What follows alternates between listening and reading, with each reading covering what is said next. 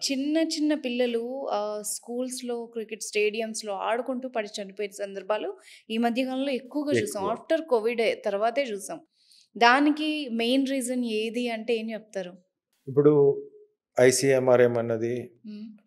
Vaccine కాదు అన్నది. మరెందుకు చచ్చిపోతున్నారు? ఇప్పుడు వైరల్ ఇన్ఫెక్షన్ వచ్చి 5 సంవత్సరాల తర్వాత కూడా కోవిడ్ వచ్చింది.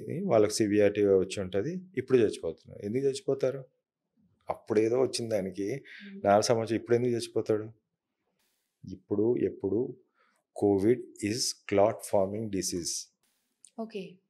Covid is a lung infection disease కాదు. మీరందరికీ ఏందంటే ఒక లంగ్ ఇన్ఫెక్షన్ అనేది ఒక బూటకం చూయించారు.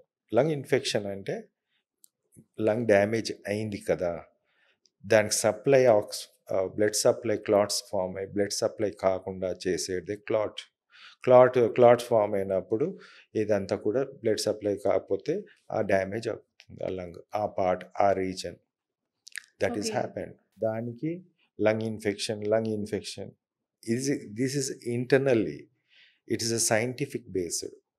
అందుకే ఈ క్లాట్స్ అనేది ఎప్పుడు వీళ్ళు ట్రీట్ చేయలేదు. సో, ఈ క్లాట్స్‌ని ఎప్పుడైతే చేస్తున్నప్పుడు ఈ క్లాట్స్ కరగదీసి మందిచ్చినప్పుడు ఆ లంగ్ అనేది డ్యామేజ్ కాదు. That is why the people అందరికీ గూడా ఈ లంగ్ అనేది డ్యామేజ్ అయింది. ఈ లంగ్‌తో పాటు క్లాట్స్ ఫార్మ్ అయినాయి.